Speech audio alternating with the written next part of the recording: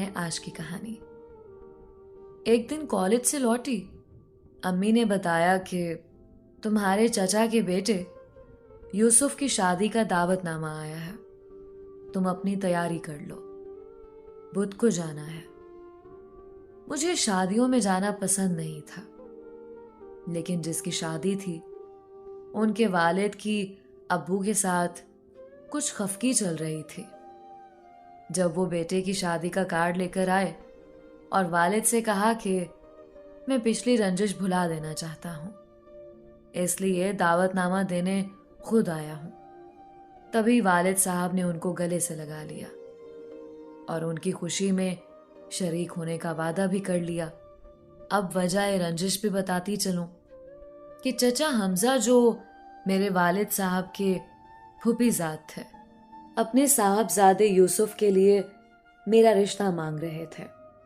امی نے کہہ دیا کہ ابھی فریال پڑ رہی ہے، ہمیں اپنی بیٹی کی شادی کی اس قدر جلدی نہیں ہے، یہ کالج کی تعلیم مکمل کر لے گی تب رشتے کے بارے میں سوچیں گے۔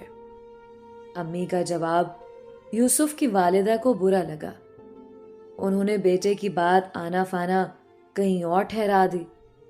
حالانکہ لڑکا اس جلد بازی پر راضی نہیں تھا، وہ مجھ ہی سے شادی کا آرزو مند تھا۔ دراصل یوسف نے مجھے کسی تقریب میں دیکھ کر پسند کر لیا تھا، انہی نے اپنے والدین کو ہمارے گھر رشتے کا پیغام دے کر بھیجا تھا۔ حمزہ چچا چونکہ دوسرے شہر میں رہتے تھے، یوں بھی میں رشتے داروں کے گھر آتی جاتی نہیں تھی، تبھی اکثر کازنز کا مجھ سے آمنا سامنا نہیں ہوا تھا۔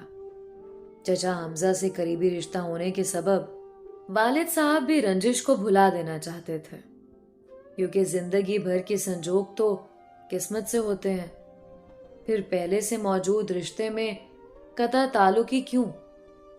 ابو نے امی کو بھی سمجھایا کہ ہم سب کو ان کے گھر کی خوشی میں جانا چاہیے، دونوں لڑکیوں کو بھی لے چلو ورنہ حمزہ بھائی محسوس کریں گے۔ یوں ہم شادی پر جانے کو تیار ہو گئے۔ ہم بہنیں پہلی بار ان کے گھر جا رہی تھیں، چونکہ بارات پنڈی سے سیالکوٹ جانی تھی، لہٰذا تیل مہندی کی رسم سے 2-4 روز پہلے ہم چچا حمزہ کے گھر چلے گئے۔ اب ہمیں ولیمہ تک یہاں ہی رکنا تھا۔ تیل مہندی والے دن رسم کر کے ہم جب فارغ ہوئے تو سب سونے کی تیاری کرنے لگے۔ ہم لڑکیوں کو نیند نہیں آ رہی تھی، دوسرے شہر بارات جانے کی وجہ سے گھر میں مہمان زیادہ تھے، ان میں کچھ دلہن کی طرف کے لوگ بھی تھے، لہٰذا رات میں جس کو جہاں جگہ ملی پڑھ کر سو گئے۔ کسی کو اچھا بستر ملا، کسی کو ہلکا، کسی کے حصے میں پلنگ و مسہری تو کسی کو فرش پر بچھونا ڈال کر سونا پڑا۔ فرش پر سونے والوں میں ہم 4 سہیلیاں بھی شامل تھیں جو آپس میں کازنز تھیں۔ سردیوں کے دن تھے، فرش پر گدے اور کمبل یا رضائی کی ضرورت تھی، مگر بدقسمتی سے ہم لڑکیوں کو ایک موٹی دری ملی۔ نیند کہاں آنی تھی، جہاں 3 لڑکیاں اکٹھی ہو جائیں باتیں شروع ہو جاتی ہیں۔ اچانک چچی جان کی آنکھ کھل گئی، انہوں نے کہا، ارے لڑکیوں، تم لوگ ابھی تک جاگ رہی ہو؟ ہم ان کے ٹوکنے پر سوتی بن گئیں۔ کچھ دیر بعد انم اور نمرا کو تو نیند نے آ لیا، میری بہن کو بھی کمبل کا ایک کنارہ آڑا ترچھا نصیب ہو گیا، وہ سو گئی، مگر میں تقریباً کمبل سے باہر تھی، سردی بڑھ گئی تھی، نیند کیوں کر آتی؟ ٹھنڈ اتنی کہ جس دری پر ہم سوئے تھے اس میں سے بھی فرش کی ٹھنڈک جسم کے پار ہو رہی تھی۔ میری ٹانگوں پر کمبل کا صرف ایک کونا دھرا تھا، باقی بدن باہر تھا۔ بھلا ایسے میں کوئی کیسے سو سکتا ہے جبکہ فرش سے بھی ٹھنڈک ہڈیوں کے آر پار ہو رہی تھی۔ سب ہی گہری نیند سو رہے تھے، کس کو جگاتے؟ اجنبی گھر اور اجنبی لوگ، ظاہر ہے جب ایسے رشتہ داروں کے گھر جانا ہو جہاں مہمان زیادہ ہوں तो अजनबियत महसूस होती है। अब सर्दी से बचने की एक ही सूरत थी कि मैं सहन में पड़ी बिस्तरों वाली पेटी से कोई कंबल या गरम शाल निकाल कर ले आऊं, क्योंकि चची जान ने सोने से कबल कह दिया था कि अगर ओढ़ने बिछाने को कुछ चाहिए हो तो सहन में रखी पेटी से निकाल लेना, उसमें कंबल पड़े हुए हैं। मरता क्या ना करता। हिम्मत करके सहन में निकली, मगर यहां हर तरफ अंधेरा नजर आया। शायद बिजली चली गई थी। अब तो मुझे डर लगने लगा। इसी गोमगो की कैफियत में थी। अंधेरे की वजह से बाहर जाने को हिम्मत ना हो पा रही थी।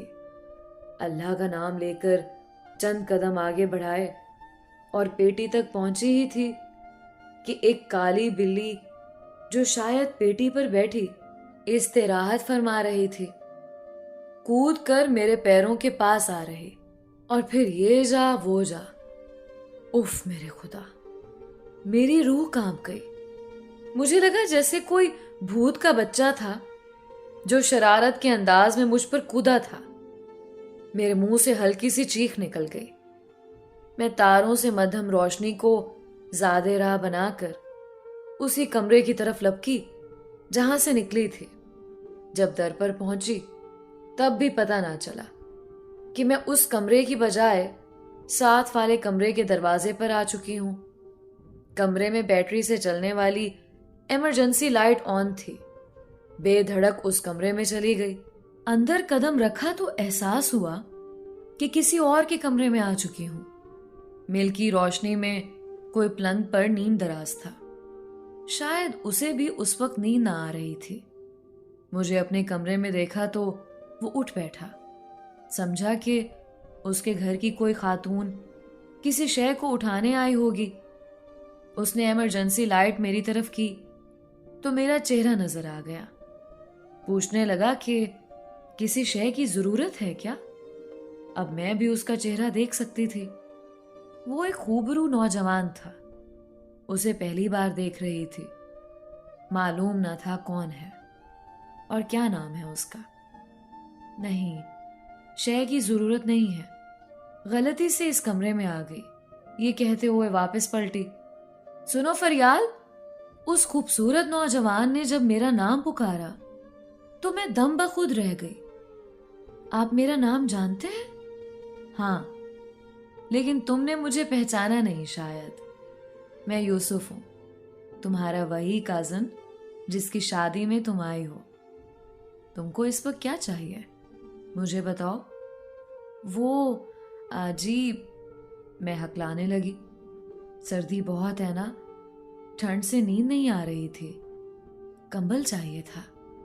ऐसा करो, तुम यहां मेरे कमरे में सो जाओ, मैं कहीं और जाकर सो जाता हूं। आधी रात को आप कहाँ जाएंगे? मेरी फिक्र ना करो, ऊपर मर्दाने में बहुत जगह है। अभी लाइट आ जाएगी तो हीटर जला लूंगा। वाकई सर्दी बहुत है। अभी मैं कोई जवाब ना दे पाई थी कि वो बाहर जाने को पैर में स्लीपर डालने लगा। मैं उसे रोकना चाहता